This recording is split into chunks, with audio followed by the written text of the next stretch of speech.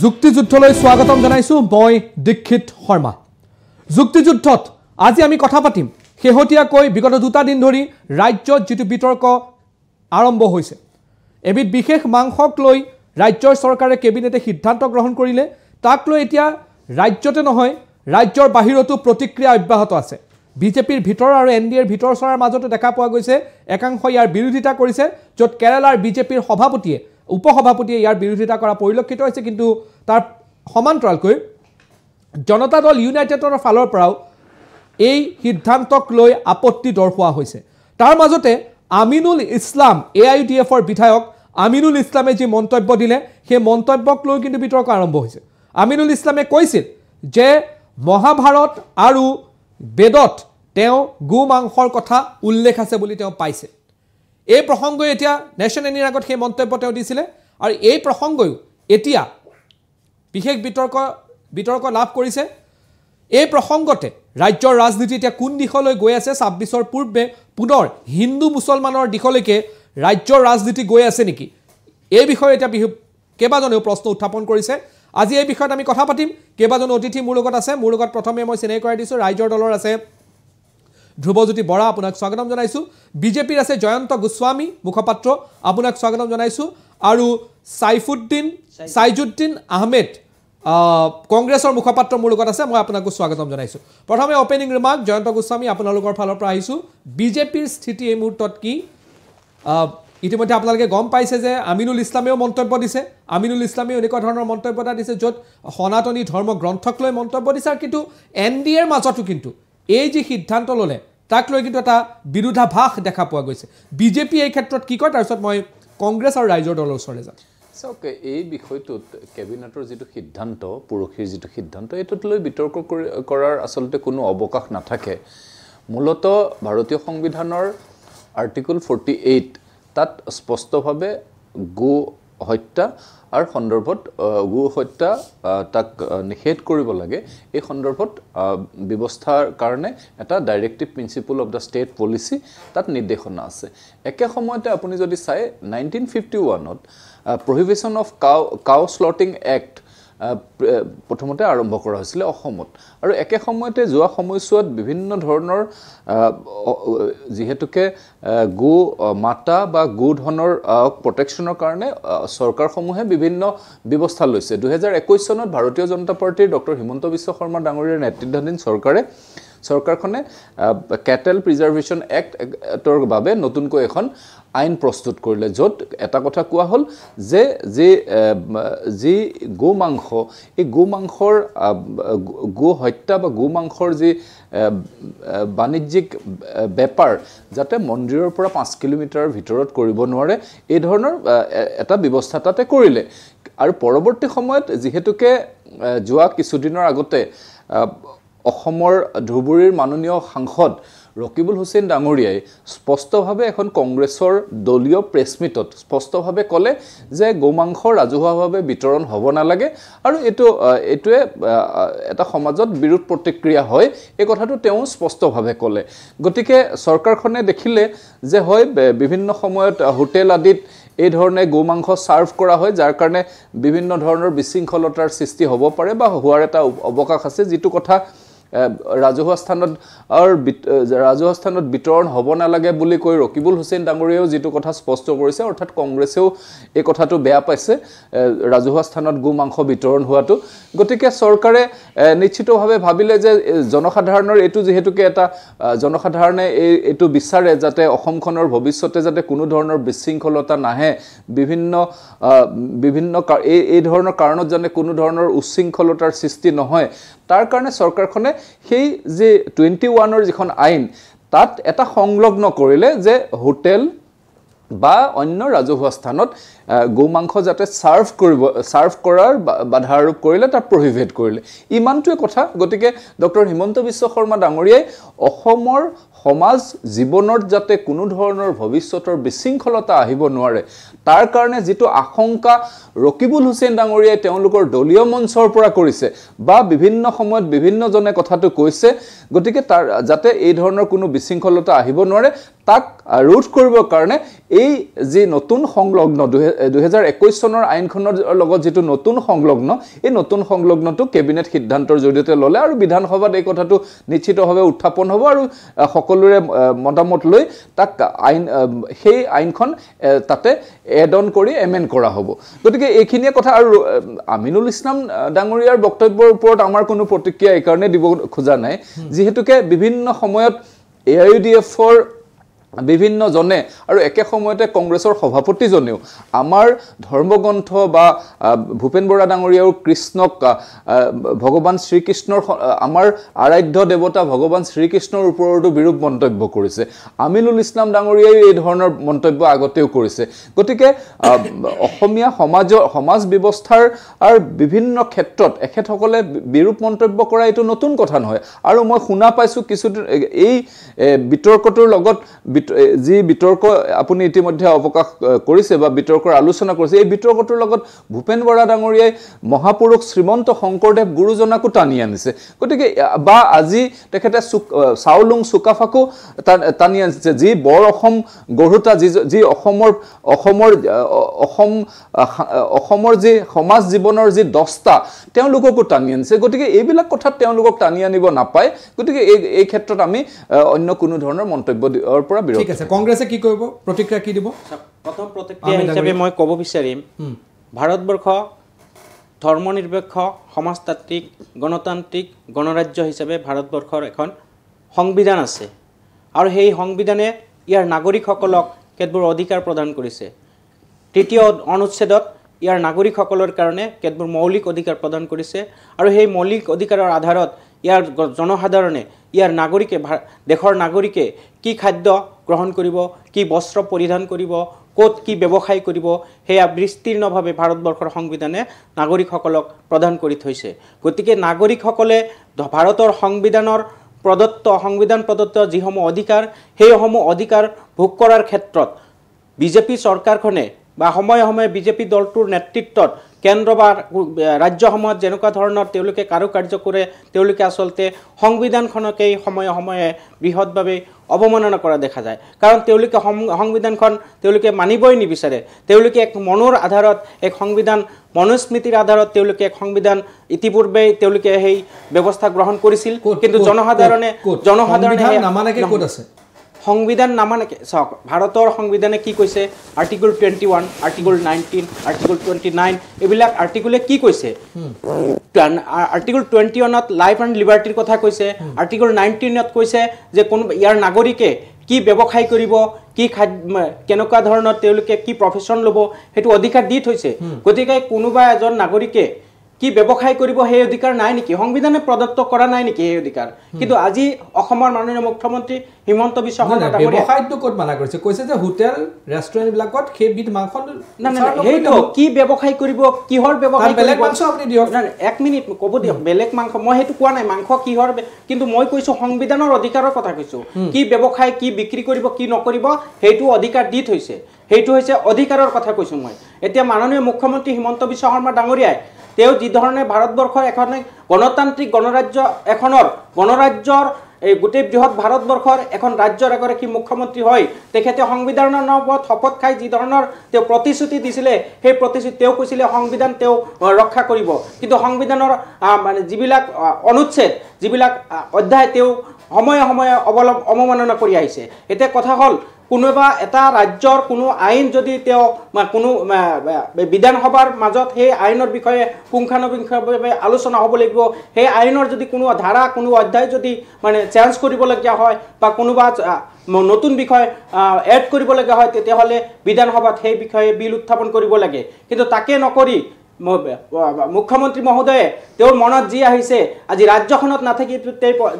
তেখেতে কি কৰিছে অনলাইনৰ যোগে এক সিদ্ধান্ত গ্ৰহণ কৰিছে কিন্তু সেই সিদ্ধান্ত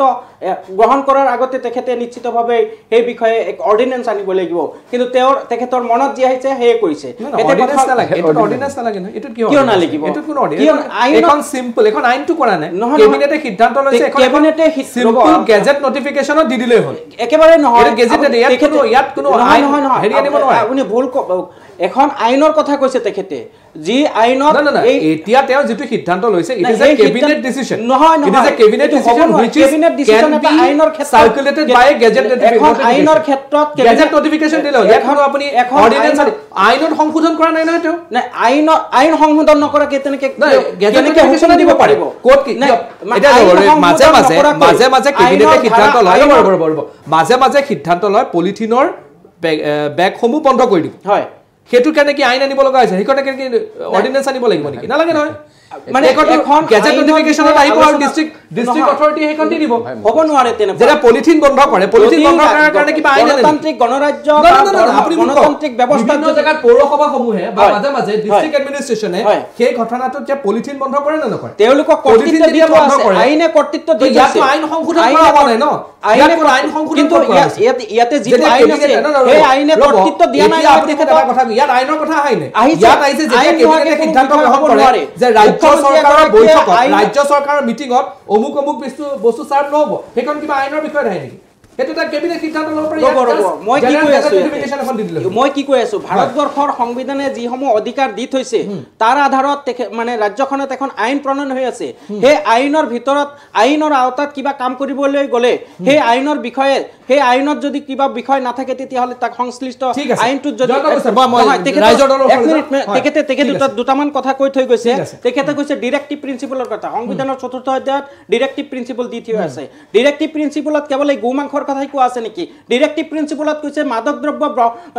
বন্ধ কৰাৰ কাৰণে কিন্তু আজি সেই চৰকাৰখনে মাদক দ্ৰব্যৰ কাৰণে তেওঁলোকে এখন প্ৰতিযোগিতা স্থাপন কৰি দিছে ৰাজ্যখনত ঘৰে ঘৰে পদূলিয়ে পদূলিয়ে মদৰ দোকান তেওঁলোকে স্থাপন কৰি আছে তেখেতে কৈছে বিভিন্ন ৰকিবুল হুছেইন ডাঙৰীয়াৰ কথা বিভিন্ন ধৰণে কৈছে ৰকিবুল হুছেইন ডাঙৰীয়াই তেনেকুৱা কোৱা নাই যে ৰাজহুৱাভাৱে এইটো কৰিব লাগে বা তেখেতে এটা অভিযোগ আনিছিলে যি বিভিন্ন ধৰণৰ অভিযোগ আনিছিলে যি অভিযোগৰ এটা অভিযোগ আছিলে যে বিজেপিয়ে নিজৰ স্বাৰ্থত ৰাজনীতিৰ স্বাৰ্থত তেওঁলোকে একেবাৰে নিম্ন পৰ্যায়লৈ যাবলৈ তেওঁলোকে কুণ্ঠাবোধ নকৰে কাৰণ তেওঁলোকৰ যি মূল সংগঠন বিজেপি দলৰ যি পিতৃ সংগঠন RSS কেতিয়াও গোমাংসৰ গৰুৰ অপব্যৱহাৰ তেওঁলোকে নিবিচাৰে কিন্তু বিজেপি দলে ৰাজনীতিৰ স্বাৰ্থত নিৰ্বাচনৰ স্বাৰ্থত তেওঁলোকে সেই পৰ্যায়লৈ যাবলৈ কুণ্ঠাবোধ নকৰে তাকেহে অভিযোগ দিছিলে কেৱল এই অভিযোগে নহয় বিভিন্ন ধৰণৰ অভিযোগ দিছিলে তেখেতে আৰু আমাৰ কংগ্ৰেছ দল বা বিৰোধী দলসমূহে বা বিৰোধী দলৰ নেতাসকলে বিভিন্ন সময়ত মুখ্যমন্ত্ৰী মহোদয়ৰ বিৰুদ্ধে বা চৰকাৰখনৰ বিৰুদ্ধে বিভিন্ন ধৰণৰ অভিযোগ আনে সেই অভিযোগৰ বিৰুদ্ধে কিন্তু ব্যৱস্থা গ্ৰহণ কৰা নাই অসমৰ মুখ্যমন্ত্ৰী মাননীয় মুখ্যমন্ত্ৰী মহোদয়ৰ পত্নীয়ে বিভিন্ন সময়ত পত্নীৰ বিৰুদ্ধে ভূমি কেলেংকাৰীৰ কথা বিৰোধী দলসমূহে কৈছিলে তাৰ বিৰুদ্ধে কিন্তু তেখেতে তদন্ত গ্ৰহণ কৰিবলৈ তেওঁৰ হত সাহস নহল গতিকে এনেকুৱা ধৰণৰ প্ৰতিক্ৰিয়া কেৱল সাম্প্ৰদায়িক উদ্দেশ্যৰে ৰাজনীতি কৰিব বিচাৰিছে বিজেপি দলটোৱে কথাটো হৈছে কি যে একেবাৰে ক্লিয়াৰ কথা যে যিখন 21ৰ এক্ট আছে তাত স্পেচিফিকেলি আছে the government may makes rules in time to time the government may makes rules under this act 21 এক্টৰ মতে বিভিন্ন সময়ত চৰকাৰে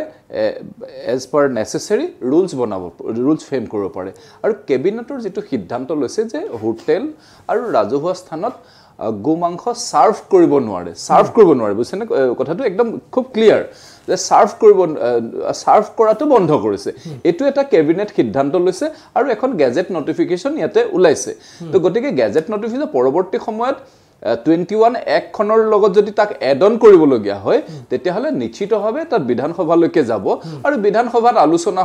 আলোচনা হয় তাত এড কৰিব মানে যদি 21 এক্টত এই ৰুলছটো যদি পাৰ্মানেন্ট কৰিব খোজে গতিকে বাকি ক্লিয়াৰ যে কেবিনেট এটা সিদ্ধান্ত লৈ গেজেট নটিফিকেশন কৰিছে এজ পাৰ দা ল আৰু সেই এক্টিয়াৰটো কোনে দিছে 21 একখনে দিছে এতিয়া কথাটো হৈছে কি যে চাওক গোটেই বস্তুটো আমি বেছি বিতৰ্কলৈ যাব নালাগে এইটো এটা খুব অত্যন্ত সেনসিটিভ ঘটনা সেনসিটিভ কথা আৰু এই ঘটনা এই কথাটো এইকাৰণে দৰকাৰী হৈ গ'ল যে ৰকিবুল হুছেইন ডাঙৰীয়াই এখন কংগ্ৰেছৰ প্ৰেছ মিটত মানে এইটো বাহিৰৰ মিটিং নহয় আৰু ৰকিবুল হুছেইন ডাঙৰীয়া হৈছে এজন অত্যন্ত কংগ্ৰেছৰ এজন শক্তিশালী নেতা তেওঁ 10 লাখ ভোট মানে ৱৰ্ল্ড ৰেকৰ্ড কৰি মানে নেশ্যনেল ৰেকৰ্ডটো হৈছে আৰু তেওঁ ক্লেইম কৰিছে যে এইটো ৱৰ্ল্ড ৰেকৰ্ড হৈছে 10 লাখ ভোটত তেওঁ ধুবুৰী সমষ্টিৰ পৰা তেওঁ লোকসভালৈকে নিৰ্বাচিত হৈছে গতিকে এজন অত্যন্ত সংবেদনশীল অত্যন্ত জ্যেষ্ঠ নেতা দায়িত্বশীল নেতা তেওঁ ৰঙানদীত গৈ এখন দলীয় প্ৰেছ মিটত তেওঁ কৈছে যে এই ৰাজহুৱা যেটো বিতৰণ হৈছে বুলি তেওঁ যেটো অভিযোগ কৰিছে সেই অভিযোগটো তেখেতে প্ৰমাণ কৰিব এটো বেলেগ কথা এটো লৈ মই নাযাও কিন্তু ৰব ডাঙৰীয়া ৰব তো তাতে যেতিয়া তেওঁ ৰাজহুৱাভাৱে বিতৰণ কৰাটো তেওঁ বেয়া পাইছে গতিকে ৰাজহুৱা বিতৰণটো যেহেতুকে কংগ্ৰেছও বেয়া পাইছে আৰু হেতু আমাৰ যেহেতু আমি গৰু বিহু পালন কৰো অসমত এটা ঐতিহ্য আছে আমি গোধনক আমি পূজা কৰো আমি তাতে হেৰি কৰো তো গতিকে এই কথাটো যাতে হোটেল আদি বিভিন্ন সময়ত গা কৰি উঠিছে এতিয়া আগতে এইবিলাক নাছিলে অসমত যে আমিও দেখা পাইছিলো আমাৰ উজনি ফালে একেবাৰে নাছিলে কিন্তু এতিয়া দেখা পাওঁ যে এফালে নগাঁৱৰ পৰা অলপ আগলে গলে তাত এনেকুৱা ধৰণৰ হোটেল য'ত লিখা থাকে এইবিধ মাংস পায় বুলি গতিকে এই জায়গাবিলাকত যাতে পৰৱৰ্তী সময়ত যাতে হেৰি কৰিব মানে সাৰ্ভ কৰিব নোৱাৰে তাৰ কাৰণে ব্যৱস্থা এটো লৈছে গতিকে ইয়াত আৰু বিতৰ্ক বেলেগ কথা নাই গতিকে এটোত এটা ৰাজনীতিও কৰিব নালাগে আৰু মই ভাবো এটোত মানে বেছি আলোচনা মানে অত্যন্ত এই ধৰণৰ কথাবিলাকত যাব নালাগে কিন্তু এটা কথা ঠিক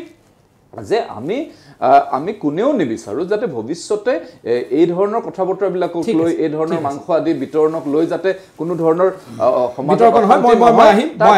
মই এটা সমু প্ৰতিক্ৰিয়া মই ৰাইজৰ দলৰ ওচৰলৈ যাব লাগিব সমু প্ৰতিক্ৰিয়া তেখেতে কৈছে মানে ৰকিবুল হুছেইন ডাঙৰীয়াৰ মন্তব্যৰ তেখেতে অপব্যাখ্যা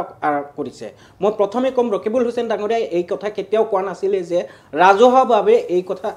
অমুক মাংসটো বিতৰণ হ'ব নালাগে এনেকুৱা ধৰণৰ কথা কোৱা নাই তেখেতৰ অভিযোগটো আছিলে বিজেপি দলটোৱে ৰাজনৈতিক স্বাৰ্থত নিৰ্বাচনৰ স্বাৰ্থত একেবাৰে নিম্ন পৰ্যায়লৈ যাব পাৰে যেটো তেওঁলোকে যোৱা নিৰ্বাচনত সামগ্ৰীত কৰিছে বিভিন্ন ধৰণে কৰিছে বিভিন্ন অভিযোগ আছিল তাৰ এটা অভিযোগ এটো আছিল গতিকে এইটো একেবাৰে এতিয়া দ্বিতীয় কথা হ'ল তেখেতে কৈছে গো মাংস লৈ বা গৰুক লৈ ৰাজনীতি কৰিব নালাগে গৰু বা গো মাংসক লৈ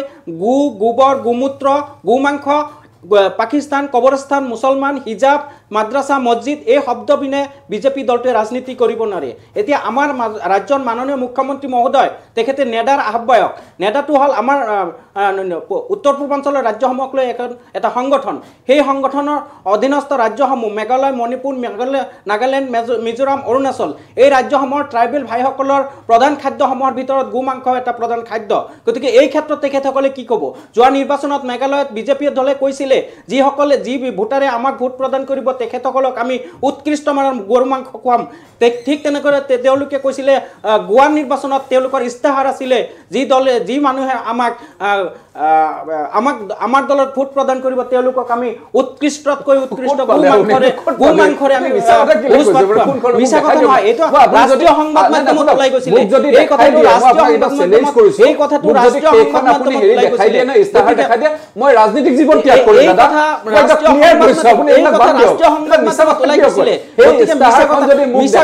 কংগ্ৰেছ দলে কেতিয়াও মিছা কথা নকয় কংগ্ৰেছ দলে দেখাই দিয়ে কেতিয়াও ৰাজনৈতিক জীৱন ত্যাগ কৰিব ক্লিয়াৰ দায়বদ্ধতাৰে কলো পাকিস্তান কবৰস্থান হিন্দুস্তান আৰু মাদ্ৰাসা মছজিদ এইবিলাক লৈ কেৱল ৰাজনীতি কৰে ঠিক আছে মই ধ্ৰুৱজ্যোতি বৰা মই আপোনাৰ ওচৰলৈ আহিছো ৰাইজৰ দলৰ স্থিতি কি সমগ্ৰ প্ৰসংগত সঁচা কথা ক'বলৈ গ'লে এইটো ৰাজনীতিৰ বাহিৰে অন্য একো নহয় যেতিয়া বিজেপিয়ে মানে ধৰ্মীয় আবেগ সৃষ্টি কৰি পেলাই এটা ৰাজনৈতিক মেৰুকৰণ কৰিব বিচাৰিছে আমাৰ মাননীয় সাংসদ ৰকিবুল হুছেইনে আগতে এইটো কমপ্লেইন কৰিছিল যে মুছলমান অধ্যুষিত অঞ্চলত সামগ্ৰীত গো মাংসৰ ভোজ দি পেলাই বিজেপিয়ে ভোট বিচাৰিছে সেই সময়ত কিন্তু একো প্ৰতিক্ৰিয়া নহ'ল মনে মনে আছিল তেওঁ আনকি এইটোও কৈছিল যে মোৰ হাতত প্ৰমাণ আছে চ্যালেঞ্জ কৰক ইনকুৱাৰী কৰক তো এতিয়া তেওঁৰ চ্যালেঞ্জটো গ্ৰহণ কৰিব লাগিছিল বিজেপিয়ে মোৰ মতে গ্ৰহণ কৰি পেলাই ইনকুৱাৰী দিব লাগিছিল যদি ইনকুৱাৰী যেটো ভুল হ'লহেঁতেন তেখেতৰ ওপৰত কিবা একশ্যন ল'ব লাগিছিল কিন্তু সেই সময়তে তাৰপিছত যেতিয়া ৰকিবুল হুছেইন ডাঙৰীয়া আৰু আমাৰ কংগ্ৰেছৰ সভাপতি ডাঙৰীয়াহঁতে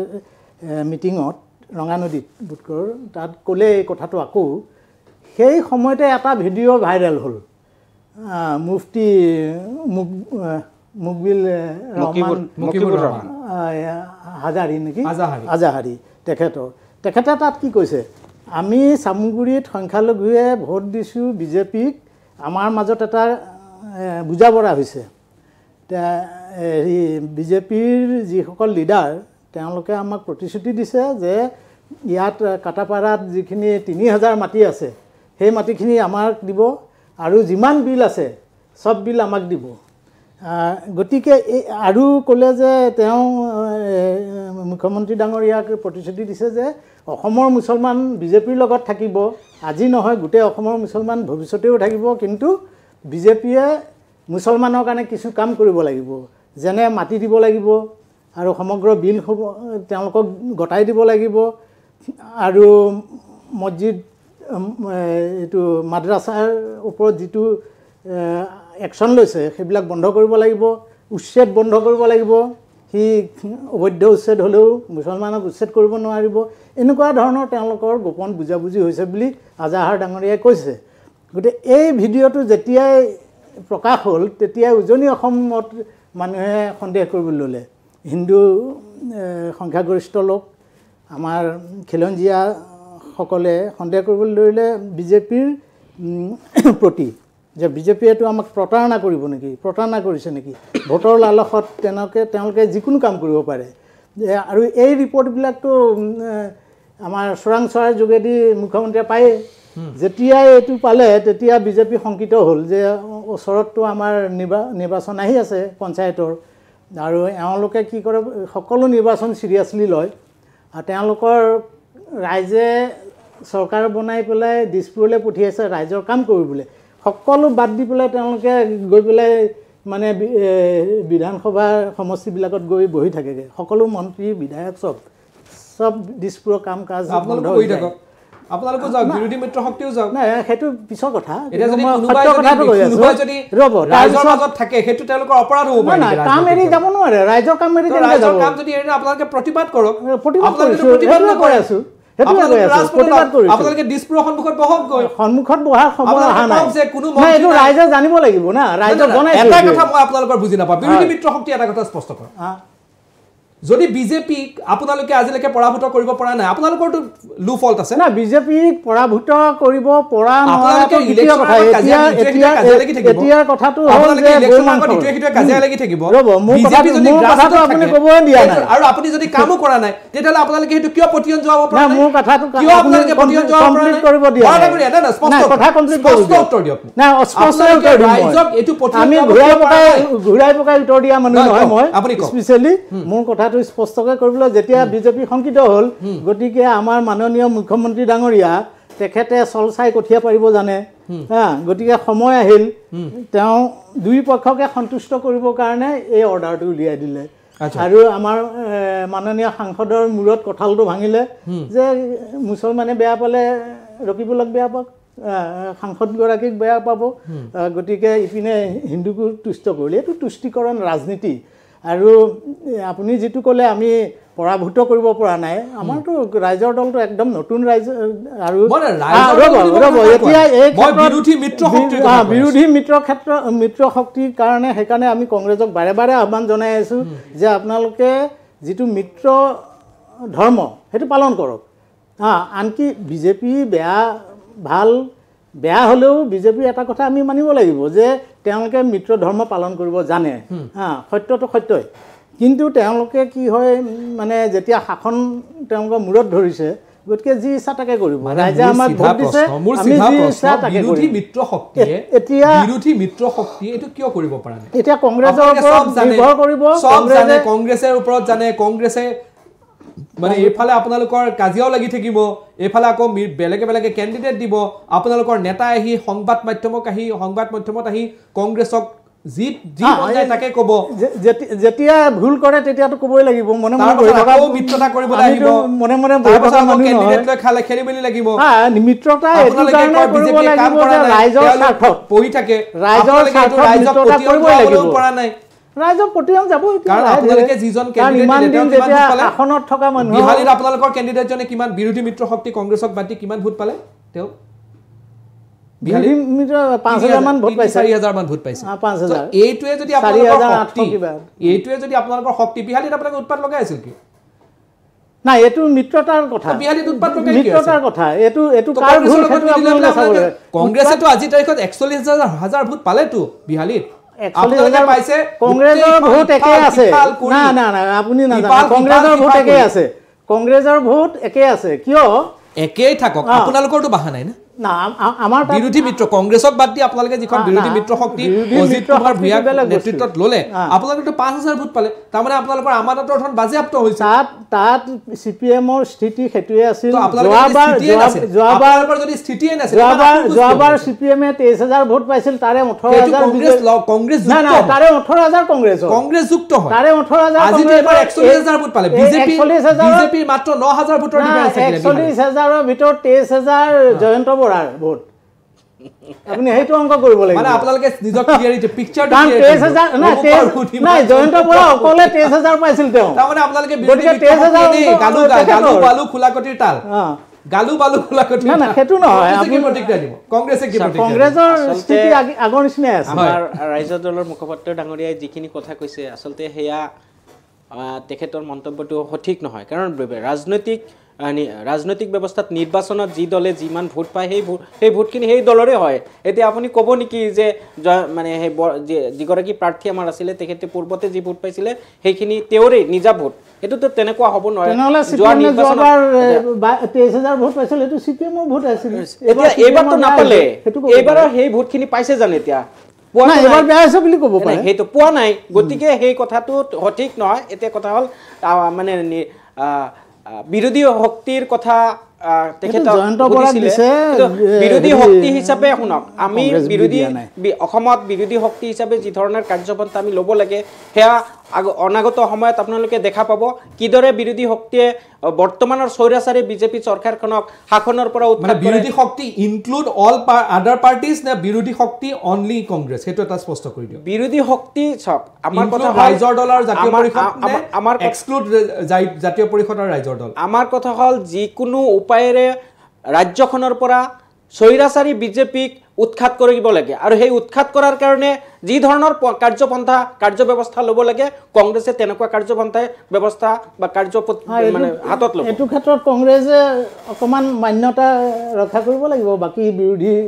দল সেই কথাটো মই ক'লোৱে আপোনাক ইতিমধ্যে আমাৰ মাননীয় সভাপতি মহোদয় ইতিমধ্যে আমাৰ সভাপতি মহোদয়ে তো আকৌ কংগ্ৰেছৰ ওচৰলৈ যায় কিয়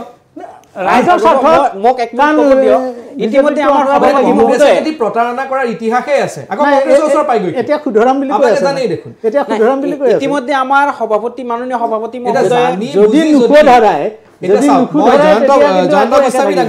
জয়ন্ত গোস্বামী ডাঙৰীয়া যদি সন্মুখত গাঁতটো আছে বুলি জানেই তাৰপিছতে তেতিয়া যাবলৈ বিচাৰে ৰাস্তা নাই বুলি গম পাইছে তাৰপিছতে যদি যাব বিচাৰে তেলে তেওঁলোকক কি ক'ব জয়ন্ত গোস্বামী ৰাস্তা জাপ মাৰিও যাব পাৰে মানুহ মই তেখেতসকলৰ আমি সেইটো আপোনালোকে গাঁত আছে বুলি গম পায় তাৰপিছত গৈও থাকে যে গালিও পাই থাকে গাঁত আছে বুলি তেখেতসকলৰ মিত্ৰতাৰ সম্পৰ্কে আমি মন্তব্য কৰাৰ আমাৰ থল নাথাকে তেখেতসকলৰ এইটো নিজা কথা কিন্তু এই বিহালীৰ নিৰ্বাচন এই উপনিৰ্বাচন কেউটা উপনিৰ্বাচনত এটা কথা সঠিকভাৱে প্ৰতিপন্ন হ'ল যে অখিল গগৈ ডাঙৰীয়াই যি ধৰণে গৌৰৱ গগৈ ডাঙৰীয়াৰ ওপৰত মন্তব্য কৰিলে যে তেওঁ এজন অত্যন্ত অহংকাৰী নেতা এই কথাটোৱে এটা কথা প্ৰমাণ কৰিলে মিত্ৰজোঁটৰ পৰা আহিছে দেই তেওঁলোকৰ এইটো বিৰোধীয়ে কোৱা নাই যে ক'লে যে কংগ্ৰেছৰ মিত্ৰ দল ৰাইজৰ দলৰ সভাপতিগৰাকীয়ে গৌৰৱ গগৈ সম্পৰ্কত ক'লে মাননীয় সাংসদ গৌৰৱ গগৈ ডাঙৰীয়াৰ সন্দৰ্ভত ক'লে যে তেওঁ এজন অহংকাৰী নেতা এই কথাটো প্ৰথমবাৰৰ কাৰণে অসমৰ জনসাধাৰণৰ সন্মুখত দাঙি ধৰিলে অৰ্থাৎ গৌৰৱ গগৈ ডাঙৰীয়াৰ যে ক'ৰবাত নহয় ক'ৰবাত তেওঁৰ যি ৰাজকীয় এন্ট্ৰি বা তেওঁৰ যি পিতৃপুৰুষে 15 বছৰ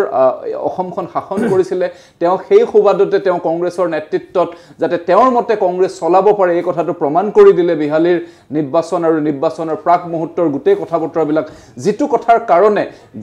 অখিল গগৈ ডাঙৰীয়াই গৌৰৱ গগৈ ডাঙৰীয়াক অহংকাৰী বুলি ক'লে আৰু যিটো গৌৰৱ গগৈ ডাঙৰীয়াৰ এই যি অহংকাৰী যি চৰিত্ৰ এই চৰিত্ৰ উদঙাই দিলে তেওঁলোকৰে এসময়ৰ অতি মিত্ৰ দল ৰাইজৰ দলৰ সভাপতি ডাঙৰীয়াই গতিকে এই কথাটোৱে গৌৰৱ গগৈ ডাঙৰীয়াৰ কৰবাত নহয় কৰবাত যে এটা অহংকাৰ লুকাই আছে যিটো কথা আমি দেখা পাওঁ যে এজন শক্তিশালী পিতৃৰ পুত্ৰ যেতিয়া ৰাজনীতিলৈ আহে বা যি পৰিয়াল কেন্দ্ৰিক ৰাজনীতিৰ জৰিয়তে আহে আৰু এটা কথা আমি দেখা পালো বিহালীত যে এজন বাগানৰ লাইনৰ এজন যুৱকক এজন 12/10 এটা ঘৰত জন্মগ্ৰহণ কৰা ডাঙৰ দীঘল হোৱা এজন বাগানৰ চৰ্দাৰৰ সন্তানক কেনেকৈ হৰুৱাবৰ কাৰণে বিভিন্ন কুট কৌশল কৰিছিলে তেওঁ কৈছিলে এই 12 কিলোমিটাৰ আঁতৰ বৰগাং আৰু বিহালী 12 কিলোমিটাৰ আঁতৰৰ সেই যুৱকজনক কৈছিলে তেওঁ বাহিৰৰ বুলি এই ধৰণৰ মন্তব্য গৌৰৱ গগৈ ডাঙৰীয়াই কৰিছে গতিকে তেওঁ যে চাহ জনগোষ্ঠীৰ প্ৰতিতে তেওঁৰ অত্যন্ত অহমিকতা আছে তেওঁ চাহ জনগোষ্ঠীৰ এই প্ৰতি অসমৰ চাহ জনগোষ্ঠীৰ এই প্ৰতি শক্তিশালী চাহ জনগোষ্ঠীৰ প্ৰতি যে তেওঁৰ অত্যন্ত এটা বেয়া মনোভাৱ আছে এই কথাটো বিহালীত তেওঁ প্ৰমাণ কৰি দিলে আৰু যিটো কথাৰ কাৰণে হয়তো অখিল গগৈ ডাঙৰীয়াই তেওঁ ক'বলৈ বাধ্য হ'ল যে এজন অহংকাৰী নেতা গতিকে এই কথাটো প্ৰথমবাৰৰ কাৰণে অসমৰ জনসাধাৰণলৈকে জনসাধাৰণৰ সন্মুখত আহিছে গতিকে নিশ্চিতভাৱে গৌৰৱ গগৈ ডাঙৰীয়াৰ এই যি অহংকাৰী মনোভাৱ তাৰ সন্দৰ্ভত আগন্তুক দিনত অসমৰ জনসাধাৰণে নিশ্চিতভাৱে সিদ্ধান্ত ল'ব ঠিক আছে গৌৰৱ গগৈ ডাঙৰীয়াৰ বিৰুদ্ধে বা প্ৰসংগে যিখিনি কথা আমাৰ বিজেপিৰ মুখপাত্ৰ ডাঙৰীয়াই ক'লে সেয়া একেবাৰে সম্পূৰ্ণ প্ৰতিহিংসামূলক তেওঁলোকৰ ভয় আৰু প্ৰতিহিংসাৰ বহিঃপ্ৰকাশ কাৰণ গৌৰৱ গগৈ ডাঙৰীয়াৰ যি গুণ আছে গৌৰৱ গগৈ ডাঙৰীয়াৰ যি ৰাজনৈতিক গুণেই কওক বা অন্যান্য তেওঁৰ ব্যক্তিগত যিসমূহ গুণ আছে সেই গোটেই গুণসমূহ অসমৰ যিমান বিজেপিৰ নেতা আছে মানে সকলো মিলি পেলাই যিমান গুণ হ'ব লাগে গৌৰৱ গগৈ ডাঙৰীয়াৰ অকলে সেই গুণখিনি আছে নহ'লে চাওক তেখেতে ইমান বছৰ আপোনালোকৰ বিভিন্ন ৰাজনৈতিক দল আপোনালোকৰ নেতা আছে তেওঁলোকক মানে যিমান নেতা আছে সেই গোটেই নেতাসকলে কেৱল গৌৰৱ গগৈৰ বিৰুদ্ধে কিয় লাগিব অখিল গগৈ ডাঙৰীয়াই কৈছে মানে মোৰ কথা অখিল গগৈ ডাঙৰীয়াই কৈছে সেই কথা আপোনালোকে তাৰ সুযোগ ল'ব বিচাৰিছে কিন্তু অখিল গগৈ ডাঙৰীয়াই কৈছে পৰৱৰ্তী সময়ত কিন্তু তেখেতে এইটো উইথড্ৰ কৰি লৈছে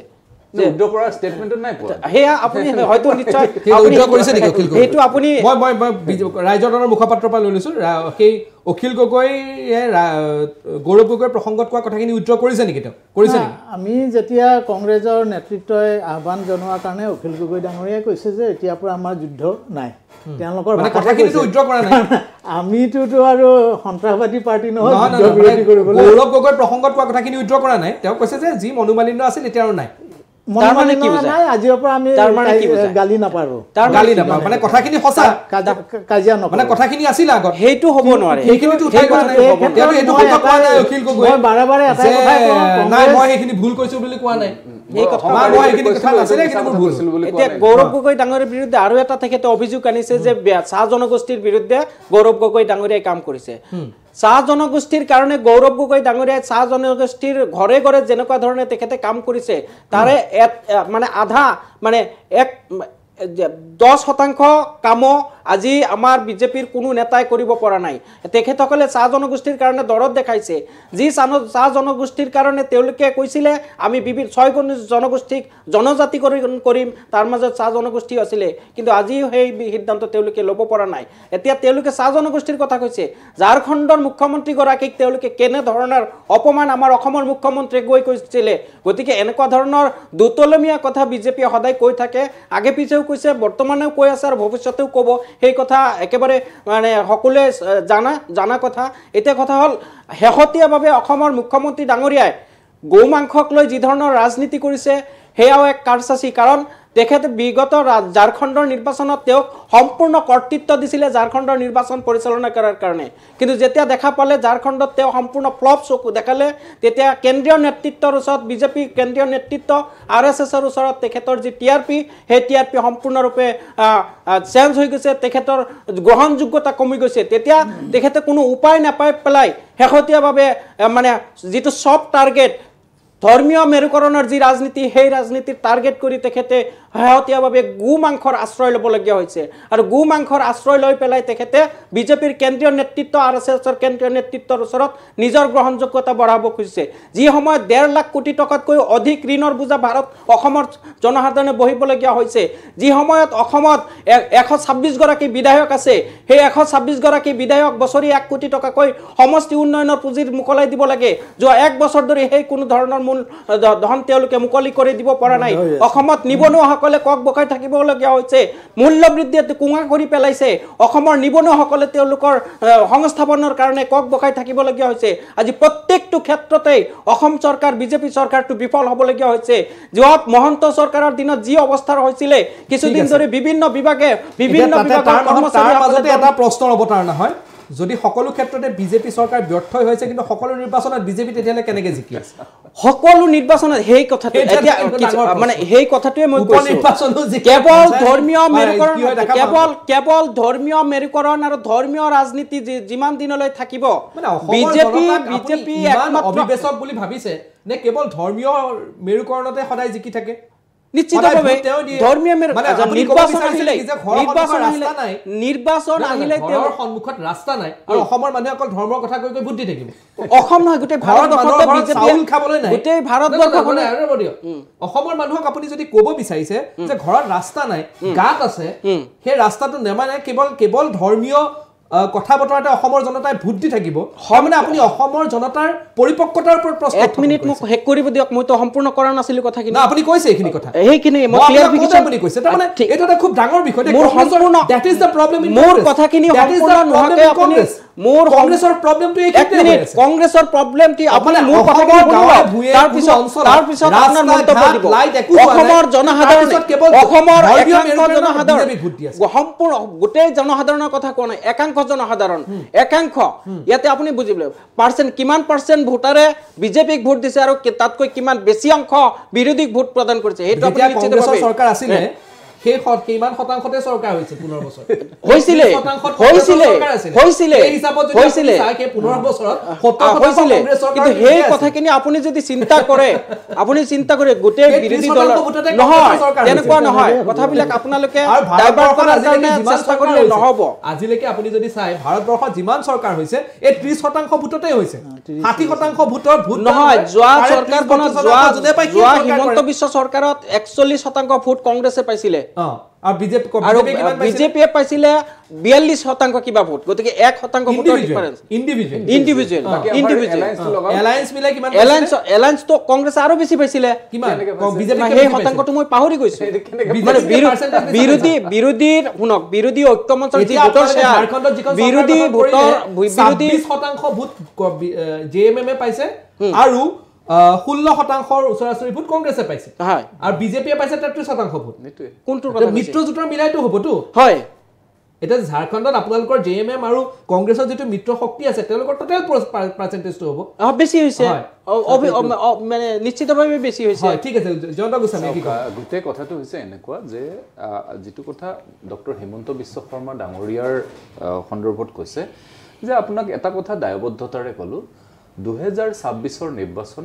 ডক্টৰ হিমন্ত বিশ্ব শৰ্মা ডাঙৰীয়াৰ সবল নেতৃত্বত ভাৰতীয় জনতা পাৰ্টিয়ে অসমত এই নিৰ্বাচনত প্ৰতিদ্বন্দ্বিতা কৰিব গতিকে ডক্টৰ হিমন্ত বিশ্ব শৰ্মা ডাঙৰীয়াৰ যেটো কেৰিজমেটিক লিডাৰশিপ তাত কোনো প্ৰশ্ন অনাটো আসলতে ভুল হ'ব আৰু তেওঁ ভাৰতীয় জনতা পাৰ্টিৰ এজন অত্যন্ত শক্তিশালী অত্যন্ত সবল নেতৃত্ব গতিকে এই কথাটোৰ আৰু কটো আলোচনাৰ অৱকাশ নাই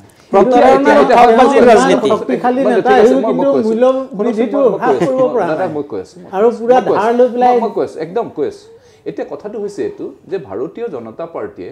অন্তৰ্দয়াক বিশ্বাস কৰে পণ্ডিত দীনদয়াল উপাধ্যায় ভাৰতীয় জনতা পাৰ্টিৰ প্ৰথম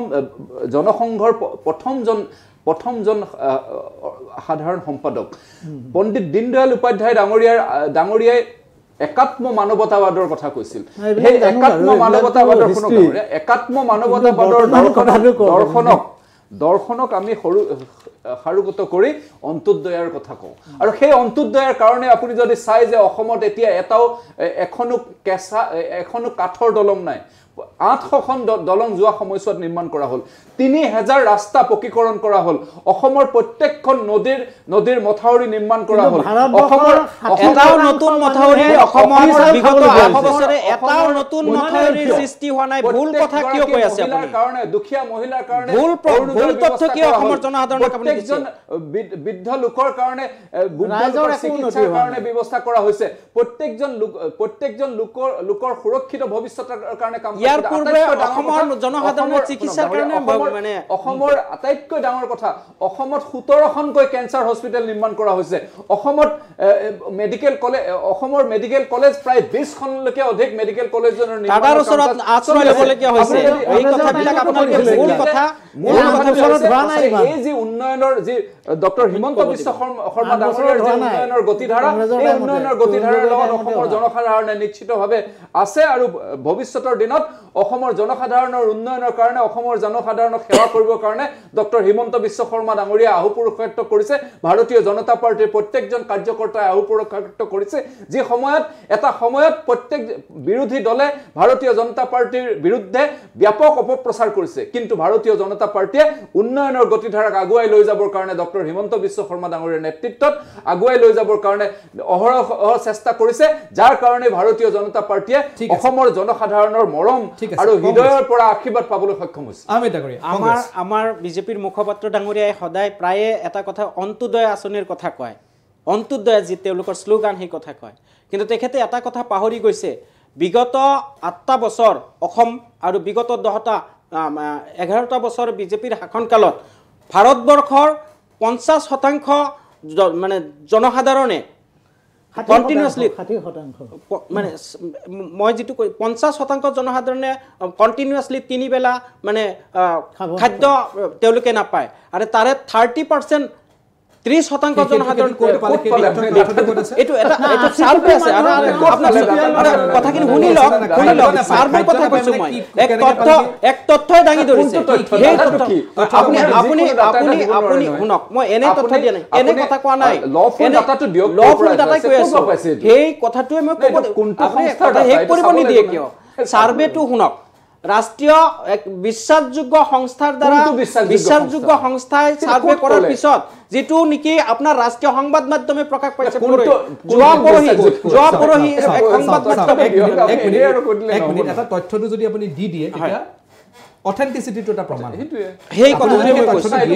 সংস্থাৰ ফালৰ পৰা টাইমছ অফ ইণ্ডিয়াৰ এটা নিউজৰ আধাৰত মই কথাখিনি ক'ব বিচাৰিছো শুনক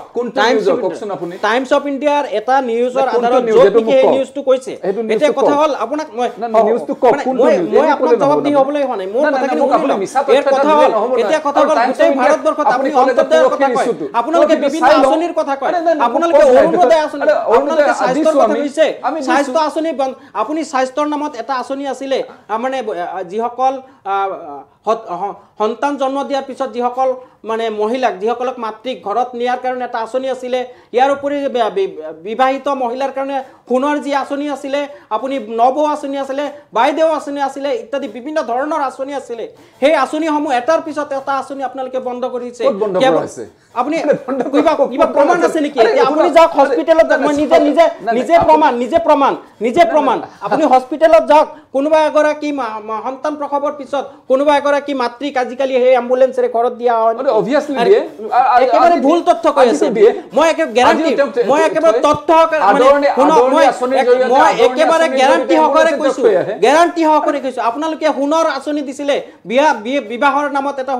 সোণৰ আঁচনি ঘোষণা কৰিছিলে আজি হেতু চলি আছে নে আপোনালোকে বাইদেউ আঁচনিৰ কথা কৈছিলে হেতু চলি আছে নে আপোনালোকে নব আঁচনিৰ কথা কৈছিলে হেতু চলি আছে নে আপোনালোকে ব্যৱস্থা কৰা আছে অৰুণোদয় ব্যৱস্থা কৰা হৈছে ঘোষণালৈকে আছিলে যে আজি 5 বছৰ আগত ঘোষণা কৰিছিলে হেতু কেতিয়াও কাৰ্যকৰী হোৱা নাই কেৱল আপোনালোকে আভুৱা ভৰা কেতবু কথা কৈ থাকে যেটো আপোনালোকে নিৰ্বাচনৰ সময়ত আপোনালোকে ষ্টুডিঅতে আহি আপোনালোকে ছাত্ৰীক তেওঁলোকে শিক্ষাৰ কাৰণে আগুৱাই যাবৰ কাৰণে সহযোগ কৰা হৈছে কথা কৈছে নিযুত মইনাৰ জৰিয়তে লক্ষ ছাত্ৰ ছাত্ৰী পাইছে আগৰ আঁচনিবিলাক কি হ'ল না সেই আঁচনিবিলাক কি হ'ল প্ৰত্যেকটো আঁচনি মানে এটা আঁচনিও নাই আপোনালোকে নতুন নতুন কোনোবা এটা আঁচনি নিৰ্বাচন আহিলে ঘোষণা কৰে নিৰ্বাচন পাৰ হোৱাৰ পিছত আপোনালোকে পাহৰি যায় মই দুপনে নামকাৰী কৈ আছো আঁচনিবিলাক আপোনাক কি আৰু কি ক'ব লাগে নামকাৰী আঁচনিবিলাক কৈ আছো আচলতে যদি উন্নতি হৈছে ৰাইজৰ যদি উন্নতি হৈছে ৰাইজে যদি নিজে ইনকাম কৰিব পৰা স্কোপটো পাইছে তো এইবিলাক আঁচনিৰ দৰকাৰী নাই এতিয়া প্ৰধানমন্ত্ৰী সামাজিক ন্যায় ডাঙৰীয়া সামাজিক ন্যায় সোশ্যাল জাস্টিস জানো সোশ্যাল জাস্টিস আপুনি যদি তেওঁলোকৰ কৰ্ম ব্যৱস্থা কৰিব পৰা কাৰ্যকৰী নহয় 80 কোটি মানুহক চাউল দিবলগীয়া হৈছে তেওঁলোকৰ মই যেটো বুজি পাইছো ন্যায় যাতে কোনেও ভোকত থাকিব নালাগে তাৰ কাৰণে সামাজিক ন্যায় এটা মানে শতকৰা 60 শতকৰা 60 জন তাতে ব্যৱস্থা আছে যি নিজে আহৰণ কৰিব পাৰে কিমান উন্নতি কৰিলে আপোনালোকে বেক ইন কৰিব পাৰে মানদণ্ডটো অকল হিটুৱে যে সামাজিক ন্যায় আৰু আম্বানীৰ এইখন ৰাষ্ট্ৰত আম্বানীৰ ইনকাম যোগাই দিলে আম্বানীৰ প্ৰসংগটো মই বিৰোধীপক্ষ খুদিব বিচাৰিছো আৰু এইখন ৰাষ্ট্ৰত যাতে কোনেও ভোকত থাকিব নোৱাৰে তাৰ কাৰণে আজি আম্বানীৰ দৰিদ্ৰ সীমাৰেখাৰ তলত বাস কৰি আছে মানুহক যদি অন্ন দিবই লগীয়া হৈছে তাৰমানে উন্নতি ক'ত হ'ল নাই এইটো ডাঙৰ প্ৰশ্ন গোটেই কথাটো হৈছে কি যে এই কথাটো হৈছে সেইটো লজিকেল হ'ব লাগিব না এইখন ভাৰতবৰ্ষত কোনেও যাতে কেতিয়াও কতো ভোকত নিদ্ৰা কৰিব নালাগে তাৰ কাৰণে ব্যৱস্থা যিসকল স্বাৱলম্বী হৈছে তেওঁলোকে ৰিটাৰ্ণ বেক কৰিব এই তাৰ ব্যৱস্থা আছে তাৰ প্ৰত্যেকটো আঁচনিত এটা ব্যৱস্থা আছে ইয়াতে ভাৰতীয় জনতা পাৰ্টিয়ে নিশ্চিতভাৱে এই উন্নতিৰ কথাটো আমাৰ গোটেই কথাটো হৈছে জাষ্টিছ ফৰ অল 80 কোটি মানুহক যদি অন্ন দিবলগীয়া হৈছে তেনেহলে 80 কোটি মানুহ দৰিদ্ৰ ৰেখাৰ তলত আছে মই সেইটোৱে কথা কৈছো জাষ্টিছ ফৰ অল আৰু সোশ্যাল জাষ্টিছৰ কাৰণে ভাৰতীয় জনতা পাৰ্টিয়ে কাম কাজ কৰিছে সামাজিক ন্যায় প্ৰতিষ্ঠা কৰিবৰ কাৰণে যাতে এইখন ভাৰতবৰ্ষত কোনেও যাতে ভোকত নিদ্ৰা কৰিব নালাগে তাৰ কাৰণে ব্যৱস্থা কৰিছে ভুল স্লোগানবিলাক আপোনালোকে দি অব্যাহতি আপুনি কৈ আছে মই বিৰোধীকো প্ৰশ্নটো এইকাৰণে সুধিব লগা হৈছে যে আদানী আম্বানীটো আপোনালোকে ইমান বছৰে চিউৰি আছে ইয়াৰ কিন্তু কোনো প্ৰভাৱ কিন্তু সৰ্বসাধাৰণৰ মাজত দেখা পোৱা হোৱা নাই এটা কথা চাওক আপুনি মানুহে কেতিয়া ভজে ভয়ত আৰু আশা গতিকে দুইটাই নীতি লৈছে বিজেপিয়ে ভয় আৰু আশা ভয়ত ভজে আৰু আশাত ভজে ভয়টো কি ভয়তো দেখিছেই আপোনালোকে কোনোবাই মাতে মাজতে হেৰি কি কয় গছ কটাৰ কাৰণে ছবি অঁকাৰ কাৰণে জেলত সোমাই দিলে কবিতা লিখাৰ কাৰণে জেলত সোমালে আৰু আজি মই এটা খবৰ পাইছো সকলো কথাৰে এটাই প্ৰশ্নৰ এটাই প্ৰশ্ন বৰা ডাঙৰীয়া যে এই গোটেই কথাখিনি বিৰোধীয়েতো আজি ইমান দিনে উঠাই আছে আমি ভাবিছিলো যে এবাৰ দুটা সমষ্টিত এজন সাংবাদিক হিচাপে দেই মই নিজেও ভাবিছিলো যে দুটা সমষ্টিত অন্ততঃ কণ্টেষ্ট হ'ব ভাল হোৱা নাই বুলি ভাবিছে নেকি কিন্তু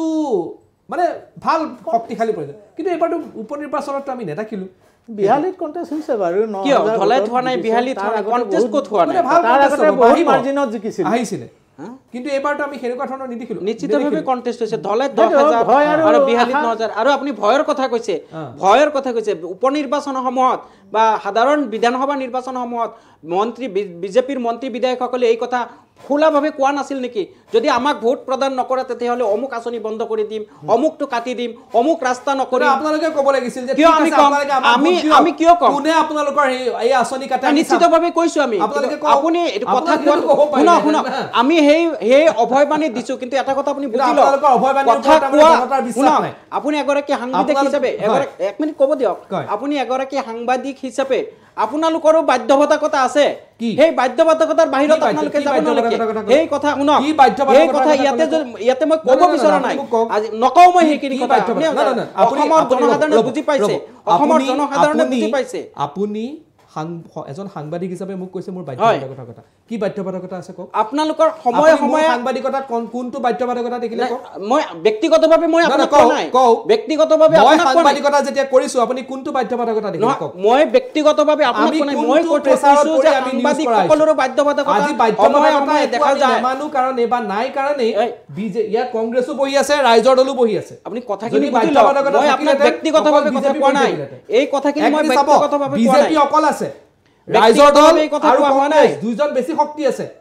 মই ব্যক্তিগতভাৱে নাই কাৰণে আপুনি নিশ্চিতভাৱে আছে ৰাজনীতি আপোনাৰ ৰাজনীতিৰ লগত ৰাখক নিশ্চিতভাৱে আছে ৰাজনীতিৰ লগত ৰাখিব কোনো ধৰণৰ বাধ্যবাধকতা সৰ্বজন বিদিত হৈ গৈছে যে আজি ভাৰতবৰ্ষৰ সংবাদ মাধ্যমটো শাসক পক্ষই বিজেপি তেওঁলোকৰ ফলিয়া কৰি লৈছে কিয় কৈ আছে কিয় বিভিন্ন সময়ত আজি বিভিন্ন সময়ত দেখা গৈ আছে বিভিন্ন বাতৰি চৰকাৰৰ বিৰুদ্ধে তেওঁলোকে কিয় ল'ব লগা হোৱা নাই আপোনালোকৰ কথা ৰাইজে বিশ্বাস নকৰে তাৰ দুখটো সংবাদ মাধ্যম নহয় সম্পূৰ্ণভাৱে শুদ্ধ নহয় এক মিনিট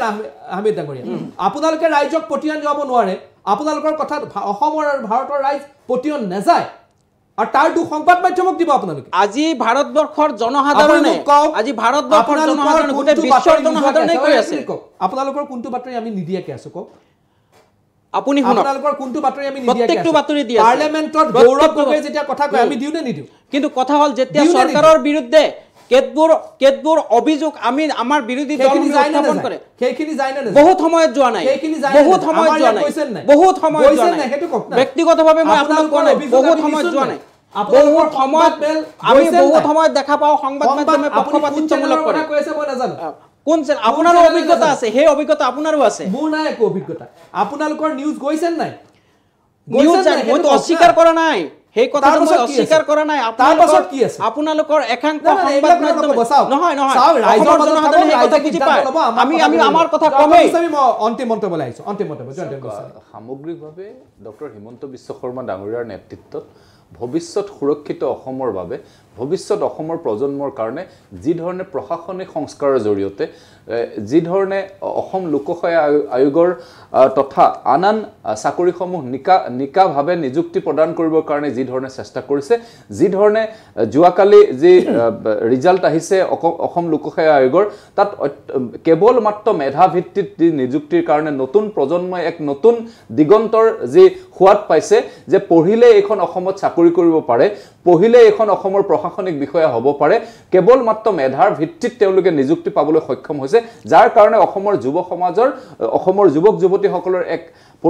মাজত এক পৰিৱেশ সৃষ্টি হৈছে ডক্টৰ হিমন্ত বিশ্ব শৰ্মা ডাঙৰীয়াৰ বলিষ্ঠ নেতৃত্বৰ জৰিয়তে একে সময়তে মই আপোনাক শেষত এটা বাক্যত কৈছো যে আগন্তুক দিনত ডক্টৰ হিমন্ত বিশ্ব শৰ্মা ডাঙৰীয়াই অসমৰ সুৰক্ষিত ভৱিষ্যতৰ কাৰণে সকলো ধৰণৰ কাম কৰিব অসমক ভাৰতবৰ্ষৰ শ্ৰেষ্ঠ ৰাজ্য হিচাপে প্ৰতিষ্ঠা কৰিবৰ কাৰণে সকলো ধৰণৰ আহুপুৰুষাৰ্থ কৰিব আৰু আগন্তুক যি অহা বছৰত যি এডভান্টেজ আসাম 2.0 তাৰ জৰিয়তে অসমত এক আমূল পৰিৱৰ্তনৰ দিশে যাব আৰু এটা কথা চাওক জাগিৰোডৰ যি সেমিকন্ডাক্টৰ 40,000 কৰোৰৰ যি নতুন প্ৰজেক্ট আহিছে এই ধৰণে অসমৰ এক নতুন দিগন্তৰ সূচনা হৈছে গতিকে ডক্টৰ হিমন্ত বিশ্ব শৰ্মা ডাঙৰীয়াৰ নেতৃত্বত ভাৰতীয় জনতা পাৰ্টিয়ে জনসাধাৰণৰ সেৱা কৰি আছে ঠিক আছে বৰা ডাঙৰীয়া অন্তিম মন্তব্য মই আপোনাক দিম সুযোগ আসলতে এতিয়া যেটো আজিৰ টপিক আছিল গৌ মাংস এটোটো এটা ৰাজনীতি তাৰ বাহিৰে অন্য একো নাই কাৰণ বিজেপি এতিয়া সংকিত হৈছে যেতিয়াই আমাৰ মুঠপি ডাঙৰীয়াৰ ভিডিঅ'টো ভাইৰেল হ'ল তেতিয়া জাতি মাটি ভেটি ৰক্ষা কৰা বিজেপিয়ে গোপন বুজাবুজি যে কৰিছে হেতুত মানে ৰাইজে গম পোৱাৰ কাৰণে উজনি অসমত বিশেষকৈ ৰাইজে এতিয়া বেয়া পাবলৈ লৈছে বিজেপি আৰু পঞ্চায়ত নিৰ্বাচনত কিবা বেয়া ফল হয় বুলি দুই কুল ৰক্ষা কৰিবৰ কাৰণে তেওঁলোকে এই অৰ্ডাৰটো দি দিছে আৰু আমাৰ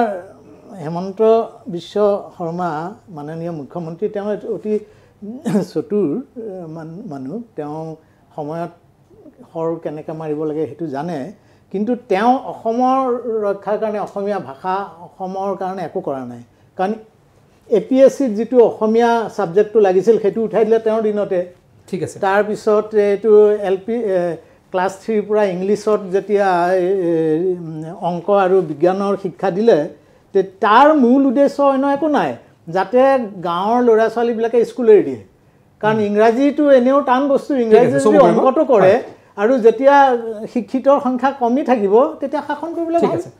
আহমেদ ডাঙৰীয়া অন্তিম আমাৰ গোস্বামী ডাঙৰীয়া এটা কথা কৈছে যে তেওঁলোকৰ দিনত পঢ়িলেই চাকৰি পায়